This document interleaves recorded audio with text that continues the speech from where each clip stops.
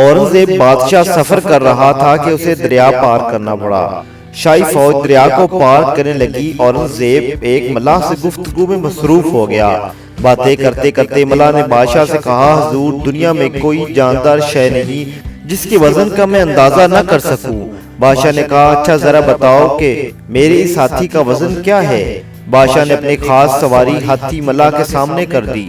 मल्लाह ने कहा कि इस काले पहाड़ को मेरी कश्ती पर सवार कर दीजिए। बादशाह की फौज ने हाथी को कश्ती पर चढ़ा दिया। हाथी के बोझ से कश्ती पर जो पानी का निशान बना, इस पर अक्लमंद मल्लाह ने एक निशान अपनी तरफ से भी बना दिया।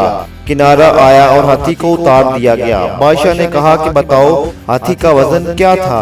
हुजूर, अभी बता देता हूँ। मल्लाह ने ये कहकर पत्थर भरने शुरू किए और जब इस मुकर्ररा निशान तक पानी चढ़ आया तो इसने वो पत्थर कश्ती से निकाल लिए। फिर इन तमाम पत्थरों का अलग अलग वजन किया। फिर इन तमाम वजन को एक साथ जमा कर दिया और बादशाह को जो वजन था बता दिया। बादशाह मल्लाह की दानिशमंदी और अक्लमंदी पर बेहद खुश हुआ और उसे दरिया के किनारे पर एक गांव जगीर के नाम पर दे दिया।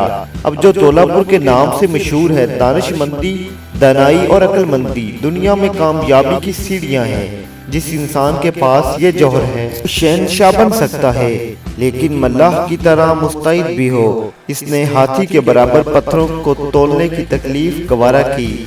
तो दोस्तों, ये थी हमारी आज की वीडियो। अगर आपको वीडियो पसंद आई तो चैनल को सब्सक्राइब करना मत भूलिएगा और वीडियो को अपने दोस्तों के साथ लाजमी शेयर कीजिएगा।